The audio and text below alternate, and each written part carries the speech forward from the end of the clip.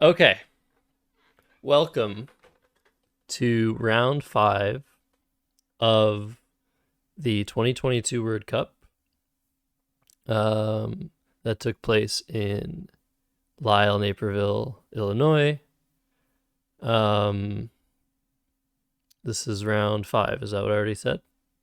And this is my game against Joe Edley, and I think it's going to be a little bit of a different video or whatever. Those watching live on Twitch, this isn't a video. I mean, it technically is.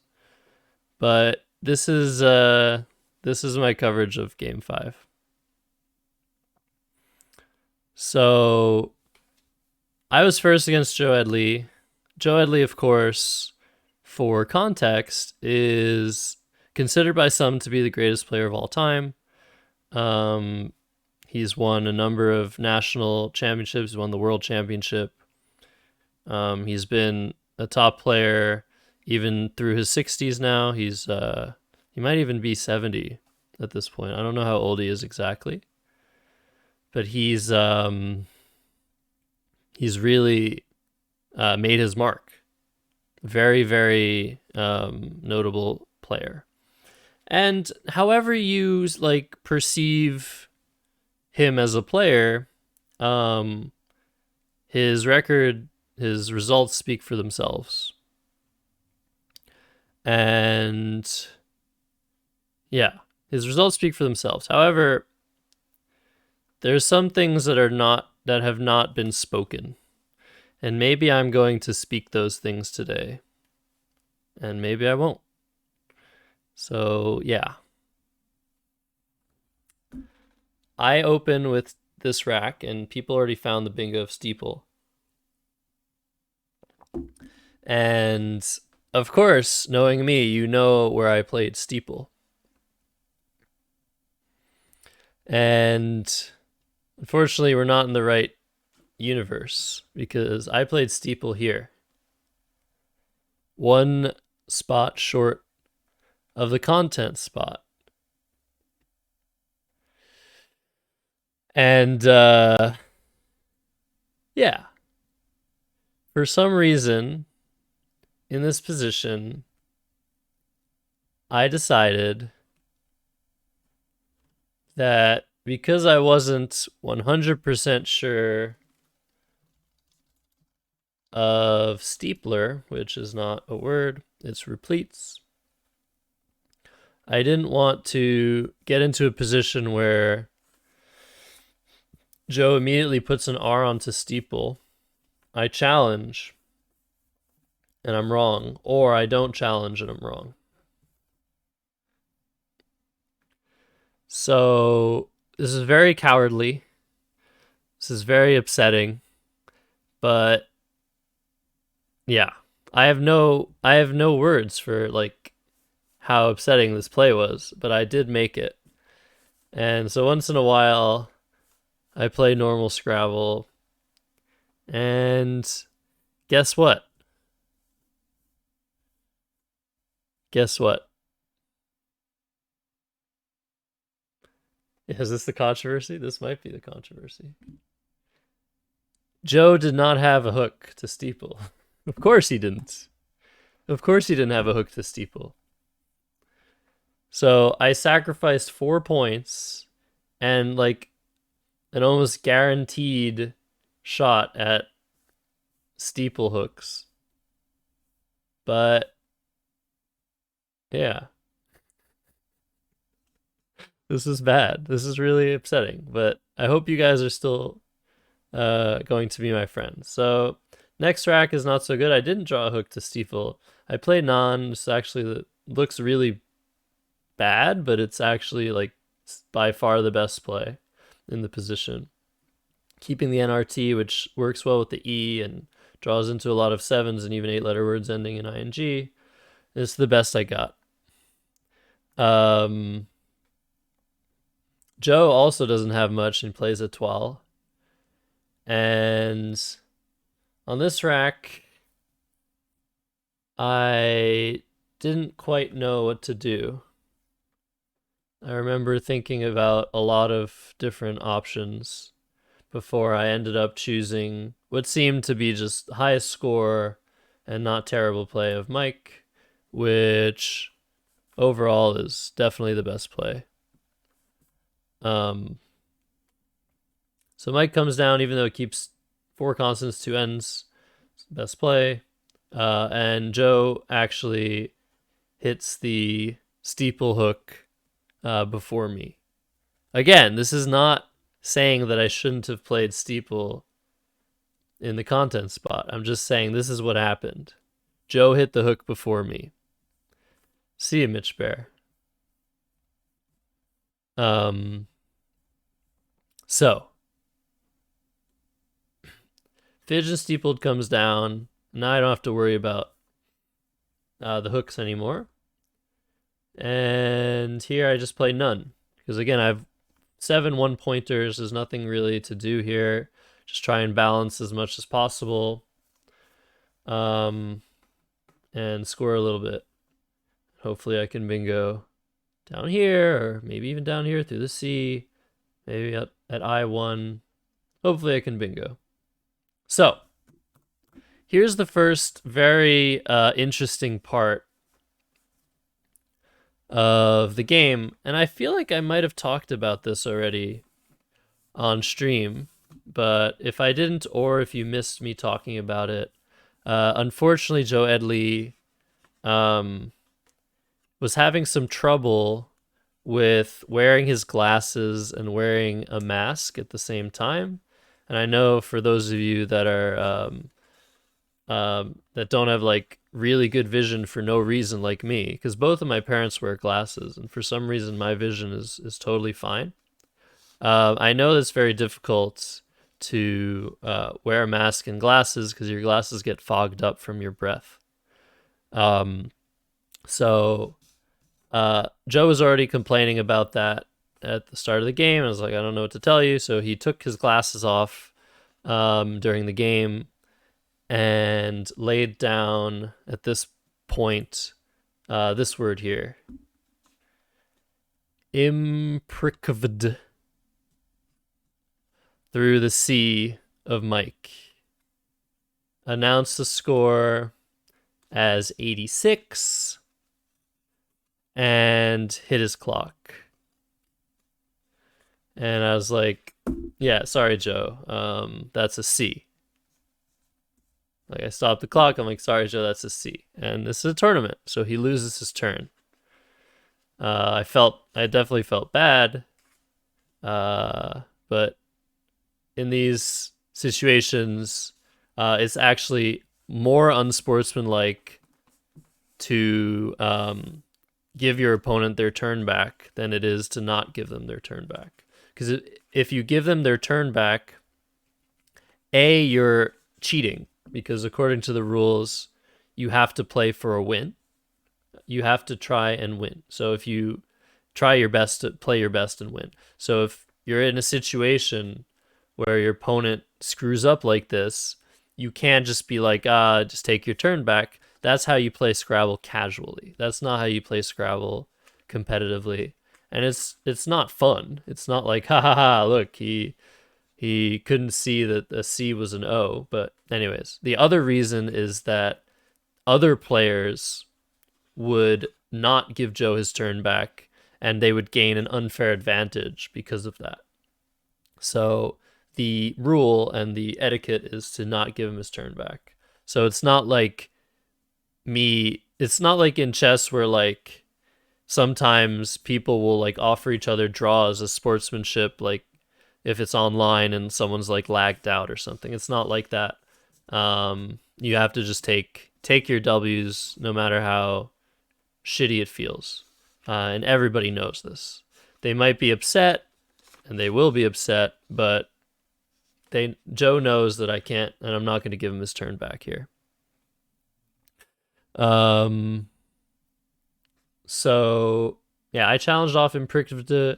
I was really confused at first, but then I realized that he just thought that the C was an O, which again is like, there's one thing, it's sort of like, I get that he couldn't see the letters properly, but at the same time, he can see that like the word is not MYO? Like, isn't he paying attention to the play I made 2 turns ago? So again, it was sort of like, on the one hand, I get that he just had a moment there where he just couldn't see, but it's also like he should have known. And he said this after the game. He should have known that that wasn't an O because I played MYC. So very unfortunate. And here, I don't have anything better than just Rue. Because I know what Joe's rack is, so I want to block Vined, which appears to be like his best play. There might have been some other play as well that was, but his best plays are all over here. So although it might be tempting to take more points using one of these triples, playing a 6-letter word, Rue is the best play here. So Joe plays dive, and I draw extremely well, and I play Waniest. And here the game should pretty much be over. I'm up by 137, but Joe does have the blank. But at this point, I want to make mention of something.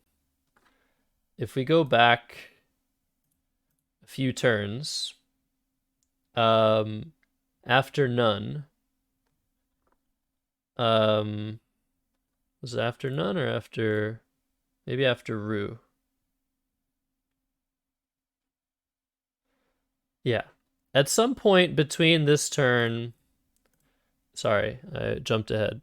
Between the turn of none and the turn of mercy, I asked Joe to confirm the score. And let's say it was here, or let's say it was after mercy. So I asked Joe if the score was 215 to 120. Now that doesn't look like the score I have up here, does it? The score that actually is what the score should be is 227 to 120. But I would like to point you guys in the direction of my score sheet here. With none, says 123, and Rue for 15, it says 128. So I didn't add 15 to my score of 123. I added 5. And not only that, which I'll get to later, but I had already misscored a play of mine, which is pretty rare, but I had misscored a play of mine earlier. So I asked Joe to confirm the score here, and he had himself as having 10 points less or more. I don't remember. It was less or more than what I said. I said 120, and he said he thought it might be 130 or 110. And we went back, and I was like, this, and he's like, okay, that makes sense. And then the game continues. So just notice that the score that we clarified was Joe's score. The way that you verify scores in a Scrabble tournament, you can either verify just your own score, your opponent's score, or both. I recommend confirming both whenever you want to confirm the score. But the way you confirm scores in Scrabble is on your time. So after your opponent makes a play and hits the clock, and you write down the play and track the letters or not, you can ask to confirm the score at any point before you hit your clock. And so I did that. I think it was here. And I asked for both scores. And he said, I have myself at this. And I always announce my score before my opponent's because that's just standard procedure. If I'm asking what the score is, the opponent's assuming that I'm asking mine and then theirs. That's just how it works. But he only had something to say about his score. he didn't go on to say, I have you as a different score. Yes. And if there's any disagreement, of course, you stop the clock. And if your opponent isn't responsive, by the way, if your opponent isn't responsive to you asking to confirm the score on your time, you can just stop the clock and wait for them to respond to you.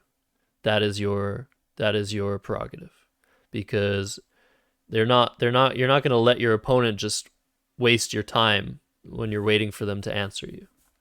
And if they're in the middle of something, that's fine. They can continue to do whatever they're doing, like tracking their tiles sometimes, or you usually don't want somebody to interrupt you when you're tracking your tiles because it'll throw off your tracking very often, or if you're calculating a score or whatever. So it's okay, although it's okay to not respond to somebody asking to confirm the score, it's frowned upon, and if you're in the middle of something, you should stop the clock, or you should let your opponent stop the clock while you finish whatever you're doing. Anyways, that's just a little explanation as to how it works. But yeah, at this point, Joe did not have a problem that he brought up with the score that I gave for myself. So the game continues. He plays Mercy, I play Vox. Things are going swimmingly for me. He plays Fought, I play Walk. These are all, I think, the best plays. Nothing to say about these plays. I did consider maybe wanting to try and block this L column instead of playing Walk, but I also considered that a play from 15J that put the Q or even the J or the Z on the double letter score and hit the triple was just as much of a threat to my existence in this game as bingo from the in the L column. So I decided to get rid of my most awkward letters, play Walk, score some points, and get rid of one of the two threats. So Joe hits this spot here, and he's now down 66 points. But according to me, he's down 54 points. And we'll get to that in a minute. At this point, no care in the world here. There doesn't appear to be a better play than what I made, Zoecia. This seems totally fine. There could be a couple of plays that might win a smidgen more than Zoecia, but Zoecia is the best play for my chances at winning the tournament. And what that means is, because I'm leaving myself with two consonants, there are some situations where I'm not drawing into a consonant. Joe hits some completely random bingo, and I might actually be in trouble. And that's exactly what happens. He plays Gasifier for 65, and I draw 7 consonants. And here, I ask to confirm the score again, because I start chuckling because I'm like, I can't believe like this is happening. I have myself at 329 to 301. And I'm just like, this is crazy. I have 7 consonants. The J and the Q are out. Joe could have any number of very high scoring plays with either of those letters, and I'm in trouble. And I couldn't believe this was happening because I was 2 turns ago, I was ahead by double his score. So Gasifier comes down, and I have myself at being 28 points ahead of Joe. And so, with exactly 7 letters in the bag, I do something that is pretty rare, that you have the occasion to do this and that it makes sense to do this. But it's a really fun tidbit of strategy that if you don't know about it, it's really cool. I exchange all 7 letters.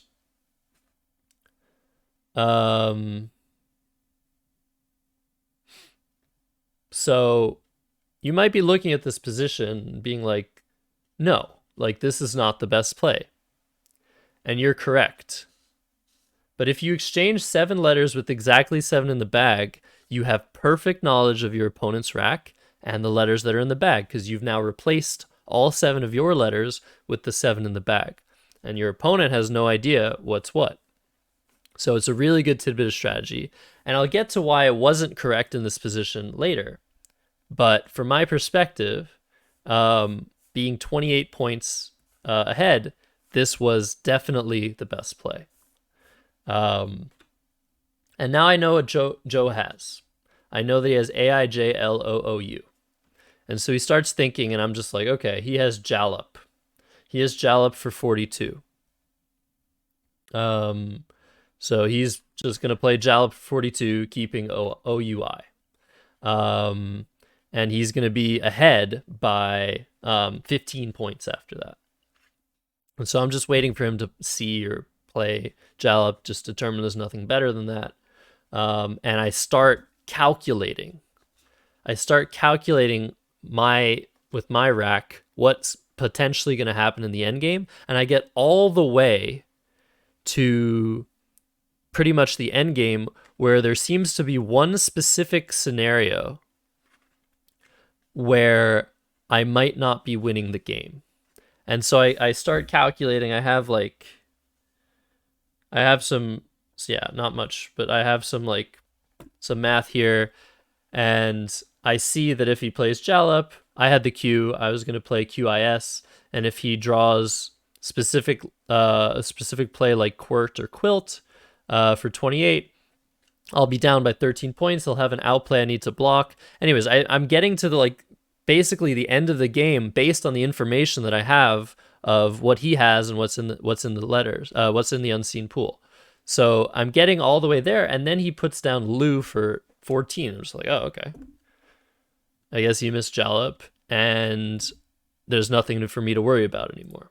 So I play QIS, he plays Jib, I play Tag, whatever, the end game happens, and from my perspective, I win the game by 30 points. What's up, Bali? So, final score I have, 405, 375. Let's see, there you go, 405, 375. And if we go all the way back, look, I had already written down that he was going to play Jalop and that I was going to play QIS. That's how sure I was that he was going to make that play. And then at the end of the game, I was like, oh my God, I can't believe that you almost came back that game. That was insane. But why didn't you play Jalop? And he was like, Jalop? I didn't have Jalop. And I was just like, Joe, I knew what your rack was. My tracking was right. I exchanged all 7, so I knew what your rack was. I know you had Jalop. He's like, really? I had Jalop? And I was like, yeah, you had Jalop. He's like, wow, I can't believe I missed that. I even looked over there that there could be some plays like Jalop or Julep to the P, and I didn't see it. And I was like, yeah, well, you had it. He was like, man, I should have played that. And with all said and done, whatever, I was like, okay, I came out with the win. That was way more difficult than I thought it would be. What did I do wrong? Why did I get into a situation where I had to exchange 7 in a potentially unfavorable situation after Gasifier? Did I make a mistake? What did I do this game that was so wrong? He lost his turn, he phonied. I feel like I played well. What did I do wrong? So I looked over this game with Sid Morali, who I was staying with at the Word Cup. And at some point in the game, with Gasifier, I saw the score. I was like, oh, here I exchanged 7. And Sid was like, why did you exchange 7? Why did you exchange 7? Why didn't you play Brad? That blocks QIS, that blocks Quag, that blocks all the things that you're worried about when you're up 40. And I was like, 40? Wait, 40? And I look at my score sheet, and I'm like, I have myself at 329. What the fuck? And I start getting really, really upset. And I will admit to you guys that I started to get irrationally upset here. And I was like, how the fuck did this happen? How was I 12 points lower than the actual score? I asked Joe multiple times to confirm the score, and my score was always correct on his end.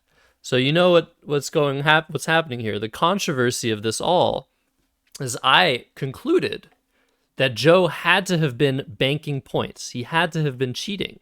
There's no way that 12 points just got lost. I remember confirming the score on multiple occasions and him saying yes.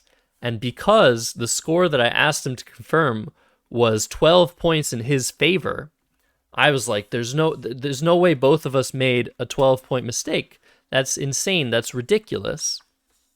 I have to confront him tomorrow because I don't know Joe Edley as somebody who does this, but I do know Joe Edley as somebody who sometimes bends the rules. I just have never experienced this. And I was like, we had a good game. Like, I didn't feel like there was any rule bending that he did until I looked over the game. And I was like, what the hell happened? Now, before I say that this is what happened, I have to tell you guys, which I already said earlier, that when I played Non, I scored it as 12. I scored Non as 12 points. So I made a scoring mistake here that was 2 points in Joe's favor. And maybe he didn't score it. Like, that's totally acceptable. That's totally okay if Joe didn't confirm the score and recount my play. It's entirely possible that he didn't do that. He doesn't have to do that. So that could have happened, and that's totally my fault because I misscored my play. Then later on, he had a 10-point discrepancy on his score, but not a 10-point discrepancy on our score, because now it's a 10-point thing. Now, because I misscored Non, at this point, Mercy, I have myself at 215, not 227. And I asked if the score was 215. So now it's 10 points. It should have been 225. You guys get the math? You guys are following along? My score should have been 225 here, if not for my other math mistake, where I added 15 points and instead only added 5 points. And then Joe here was okay with that. And there are multiple reasons why he might be okay with that. We've actually discussed this on my stream before. Joe could have been okay with that because he made a similar 10-point mistake that led him to the same score as I had. That is entirely in the realm of possibility. When it was 12 points, however, there's pretty much no way. Like, if I hadn't misscored Non and I had somehow made a 12-point mistake on my own score, there's absolutely no way that Joe would have made the same 12-point mistake on my score. And that is why I was extremely angry when I looked over this game, because I thought that because it was 12 points from my standpoint, that it was almost a total given that Joe had banked these 12 points. And when I say banking points, I've talked about this before. It means it takes many forms, but very often someone will just agree with your score that you say if it's in their favor. But if it's not in their favor, like it wasn't with Joe's score, they will tell you that they have a problem with the score you gave. Now, once I realized that it was 10 points, I strayed away from the idea that Joe was cheating. Because 10 points is an entirely possible thing for two players to get simultaneously wrong in a given point in the game. But 12 points is not. So, the conclusion here is the next day, before I realized that I had misscored Non by 2 points, I confronted Joe and I was like, hey, like, there was a weird thing that happened in our game.